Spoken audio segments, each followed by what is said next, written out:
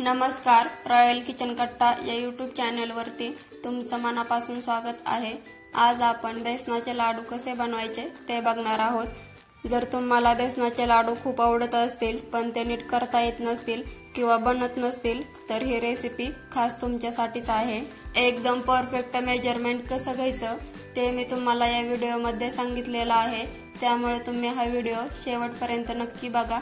चला तर मग आपण रेसिपीला सुरुवात करूया। यासाठी इथे मी गॅसवरती कढई ठेवून घेतलेली आहे। आता यामध्ये इथे मी अर्धा वाटी तूप ओतणार आहे।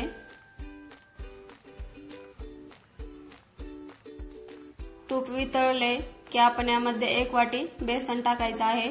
आपण जेवढं बेसन घेऊ त्याच्या निम्मा आपल्याला तूप घ्यायचं आहे। इथे मी 1 वाटी बेसन घेतलेलं आहे आणि बेसन हे शक्यतो आपल्याला चाळून घ्यायचं आहे। जर आपण बेसन चाळून घेतलं तर यामध्ये गाठी तयार होत नाहीत आणि लाडू हे एकदम दाणेदार बनतात। बेसन भाजत असताना आपल्याला गॅसची फ्लेम ही मीडियम ठेवायची आहे। आता आपण हे बेसन या तुपामध्ये चांगलं भाजून घेऊया। तुम्ही जर चॅनलवरती नवीन असाल तर अशाच नवनवीन रेसिपी पाहण्यासाठी व्हिडिओला लाईक, शेअर आणि सबस्क्राइब करायला विसरू नका। इथं तुम्ही साजूक तुपाऐवजी डालडा देखील वापरू शकता, पण जर तुम्ही डालडा वापरून लाडू बनवत असाल तर तुम्हाला डालडा हा थोडासा कमी वापरायचा आहे, कारण डालडा वापरून बनवलेला लाडू खात असताना डालडा हा टाळ्याला चिटकला जातो, त्यामुळे डालड्याचं प्रमाण थोडंसं कमी घ्यायचं आहे, जेणेकरून लाडू खाता असताना त्याला डालड्याची जास्त चव लागणार नाही। तुम्ही इथं बघू शकता बेसन हे आपण जितका वेळ तुपामध्ये भाजून घेऊ तेवढं ते पातळ होत जात आहे, म्हणजेच त्यामधलं तूप सुटत आहे। बऱ्याच वेळा बेसनाचे लाडू घरी बनवल्यावर ते पिटाळ लागतात। त्याचं कारण म्हणजे आपण बेसन नीट भाजून घेत नाही। जोपर्यंत बेसनाचा कलर बदलत नाही तोपर्यंत आपण त्याला भाजून घ्यायचं आहे आणि बेसन भाजत असताना आपल्याला गॅसची फ्लेम ही मीडियम ठेवायची आहे।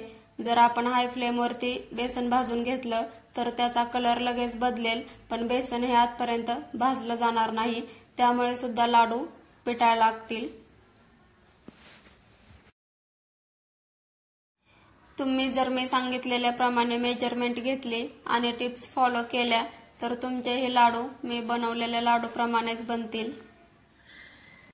जर तुम्ही मी सांगितल्याप्रमाणे कृती केली तर तुमचे हे लाडू एकदम रवाळ बनतील आणि लाडू बांधत असताना ते एकदम गोल आकारामध्ये येतील।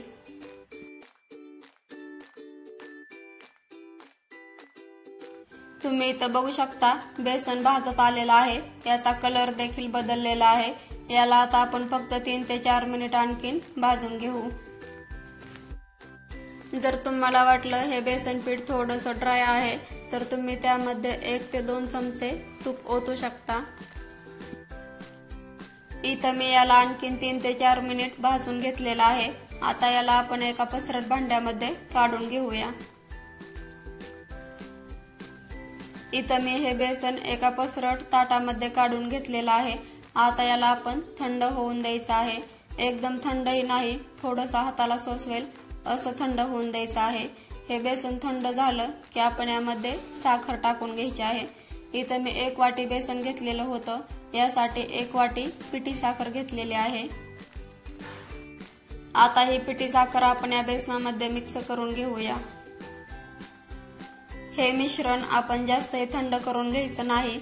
जर आपण मिश्रण चांगलं थंड करून घेतलं आणि नंतर त्यामध्ये पिठी साखर टाकली तर लाडू बांधत असताना ते नीट बांधता येणार नाही, कारण बेसन पीठ हे एकदम ड्राय होईल आणि त्यामुळे लाडू नीट बांधले जाणार नाहीत।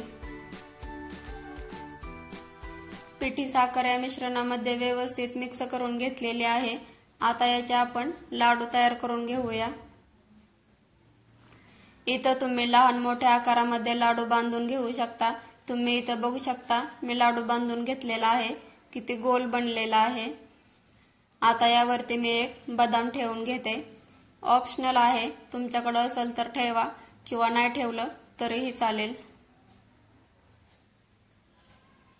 आता याच पद्धतीने मी दुसरा देखील लाडू बांधून दाखवते।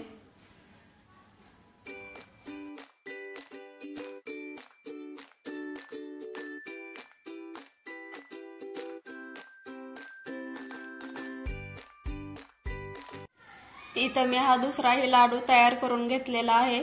आता याच पद्धतीने बाकीचे सगळे लाडू मी तयार करून घेणार आहे। तुम्ही इथं बघू शकता मी सगळे लाडू तयार करून घेतलेले आहेत। एकदम गोल आकारामध्ये हे लाडू बांधलेले आहेत। लाडू बांधत असताना बऱ्याच महिलांचा प्रॉब्लेम असतो की लाडू गोल आकारामध्ये होत नाही, तो बसतो किंवा सैल होतो। जर तुम्ही मी सांगितल्याप्रमाणे लाडूची कृती केली तर तुमचे हे लाडू एकदम गोल आकारामध्ये बनतील, अजिबात सैल होणार नाहीत।